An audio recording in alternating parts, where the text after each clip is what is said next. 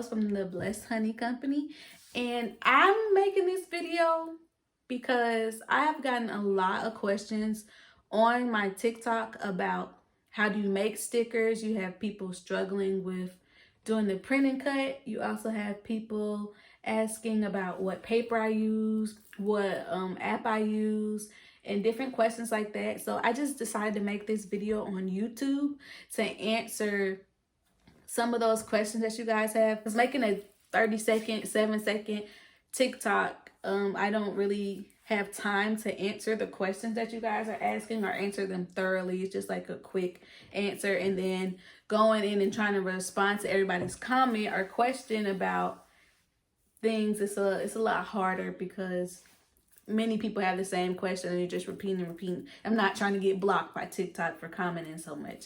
So I decided to make this video right here.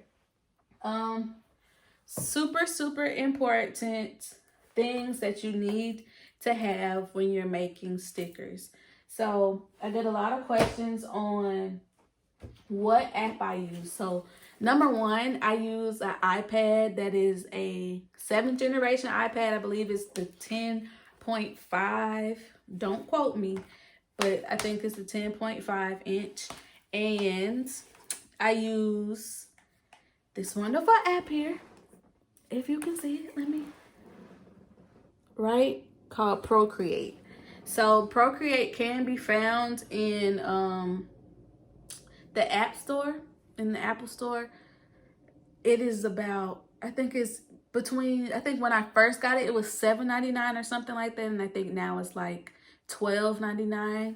I'm not 100% sure, so don't quote me on that. But it is going to cost you some money to download. It's a wonderful app. You do not have to use Procreate to create your stickers. It's just what I have found to be useful for me.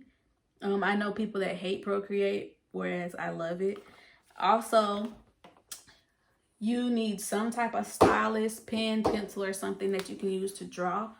I use the 1st generation Apple Pencil, and that's because that's just what's compatible with my iPad. Now, you don't have to do anything on the iPad with the pen.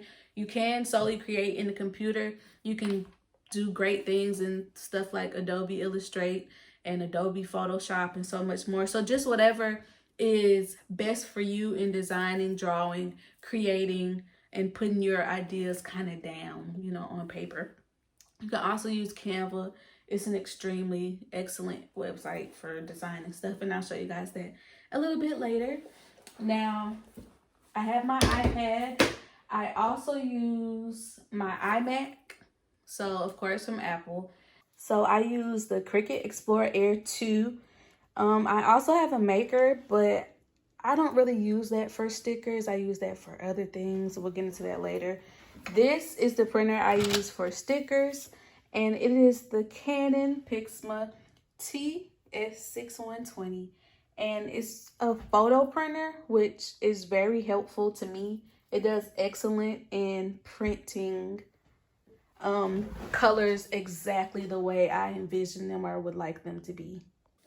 So I know everyone's printer preference and their computer preference and their software preference is solely based upon what you like and what you like to use. But this is just what I have found to be useful for me.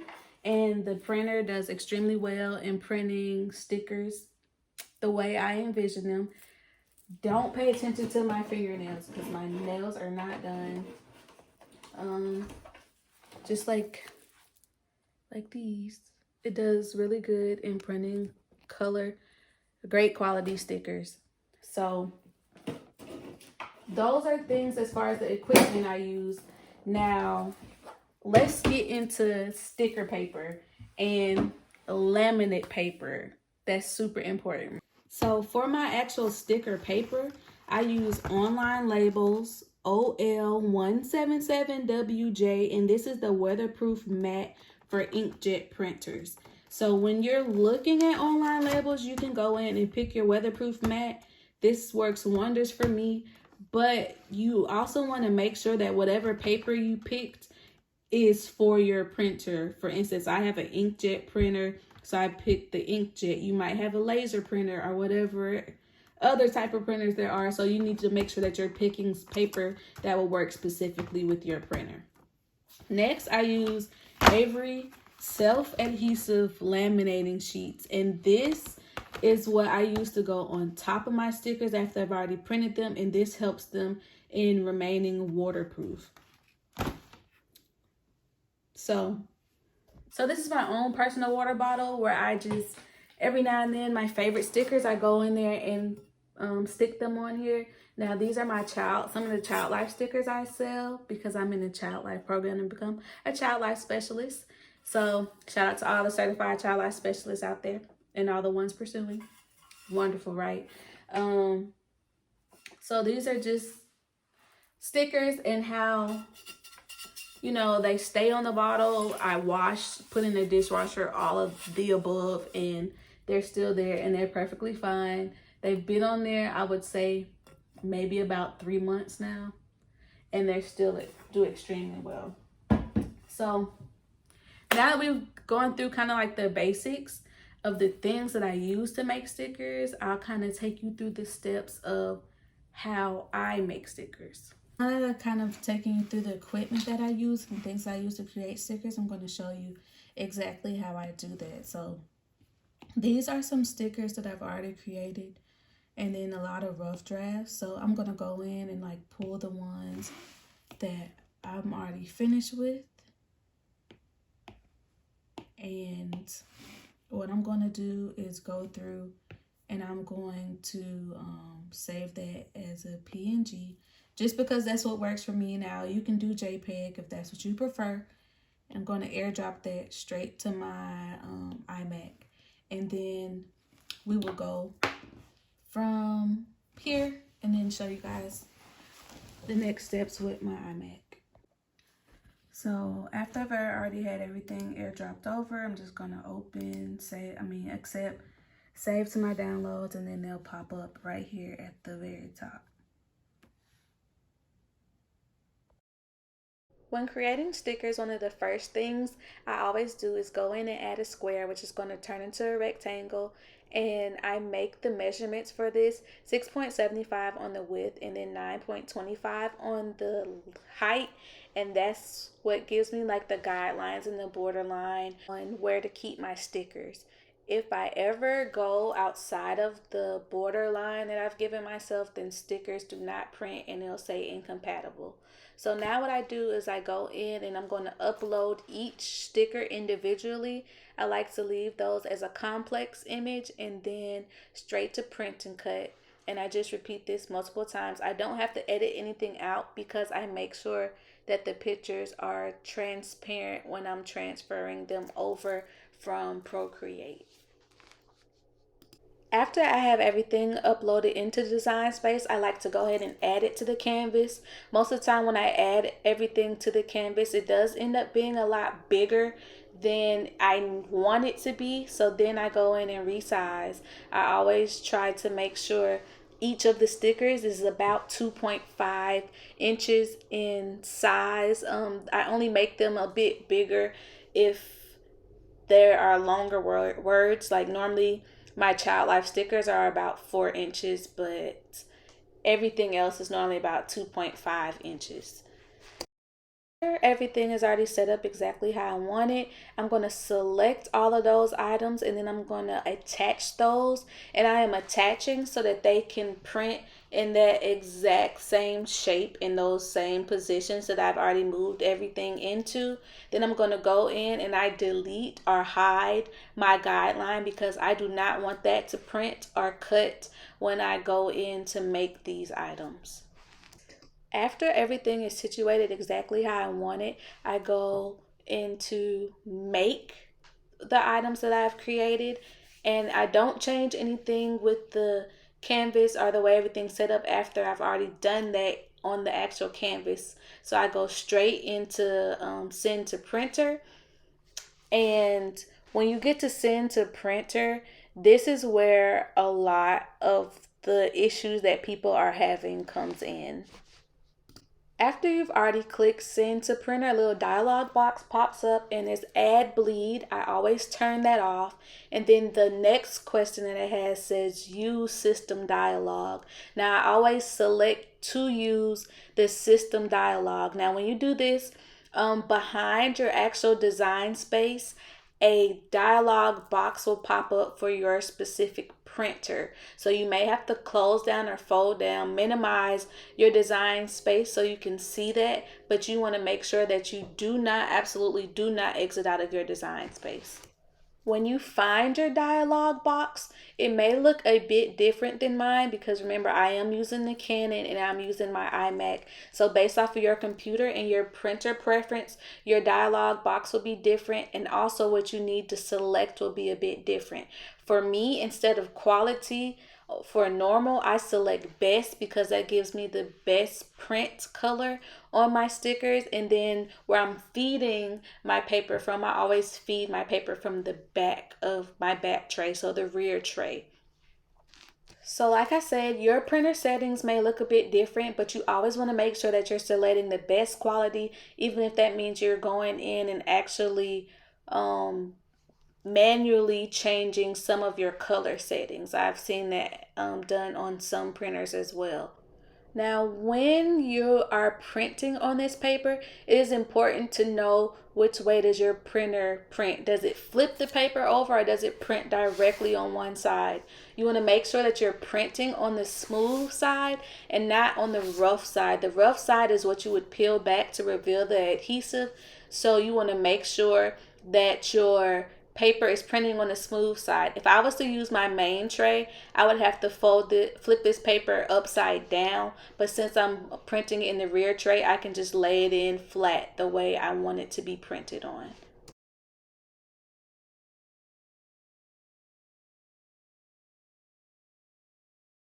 This is how my print turned out using the settings I did with my printer. After I pull that off of the printer, I lay it straight onto the Cricut mat.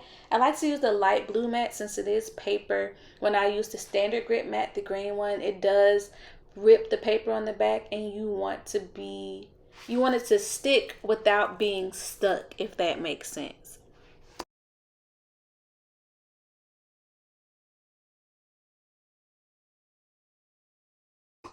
When my print and cut is done and it's on the mat, then I like to go in with those Avery self-adhesive laminating sheets, and I'm only going to take one of those for this print and cut.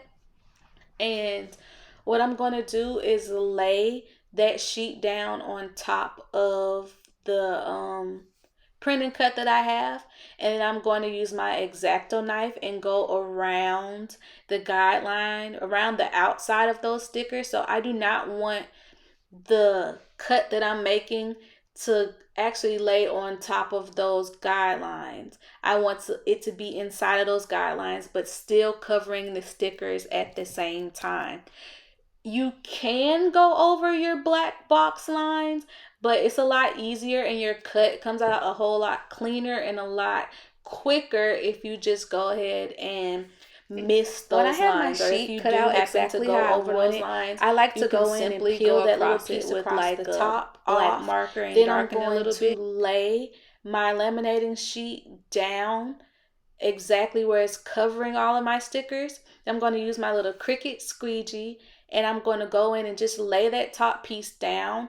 Then I'm going to slowly peel the bottom piece up, and then I am going to use the hand with the squeegee to slide back the laminating sheet while pushing the sheet off as well. And you can kind of see me doing that. It comes after about maybe 2 or 3 tries, you'll be able to do it a lot easier. It's really not hard at all. You just want to push and you're laying down your laminate at the same time. I don't like to lay just one full sheet at one time because then you end up with crinkles and bubbles, and that is not great for your stickers. So after the laminate is laid down, the only difference you can see in the stickers is they have like a little gloss or a little shine to them that they don't have when you print on the weatherproof matte paper. this helps them to be durable for a lot longer and survive a lot more wear and tear. So after my laminate is placed, then I place my stickers on my Cricut, and I do change my settings on the Cricut. Since the paper is a bit thicker, paper is closer to more of a vinyl, and then I have laid laminate on top of that, I like to go in and switch my settings to poster board plus, so the dot that's right after the poster board, and I'm using just the original deep cut blade that comes with the Cricut machine. When you're going into your cut, you do want to check that you've already printed if somehow it bounces off that you haven't printed yet. And you want to make sure that your material is poster board on your screen. If not, then you may not have turned your Cricut knob all of the way.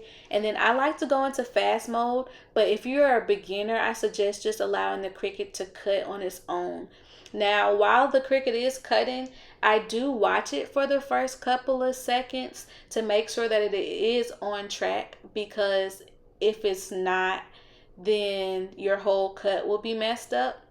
Now, I always suggest that you make sure your sheet is completely laid down, like how you can see mine on the bottom is rolled up a little bit. Now, it did work out for me where my cut was still on track, but it will mess up your cut if it's not completely laid down flat. So even if your mat is becoming less sticky like mine is, like something like a small piece of painter's tape or washi tape will be helpful in keeping that piece of paper laid down.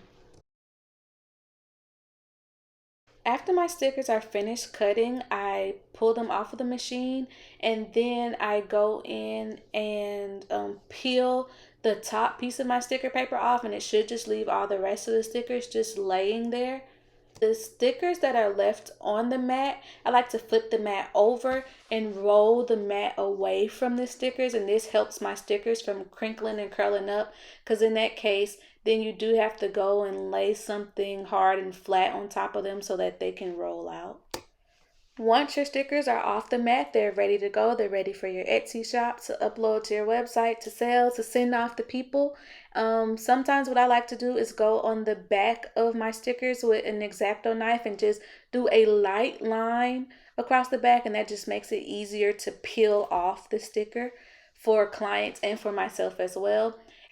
If you follow these steps, then hopefully you have a print and cut sticker that's turned out exactly like you want it and it's ready to use.